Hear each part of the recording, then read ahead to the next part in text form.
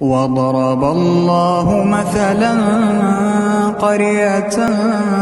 كانت آمنة مطمئنة يأتيها رزقها رغدا من كل مكان فكفرت بأنعم الله فأذاقها الله لباس الجوع والخوف بما كان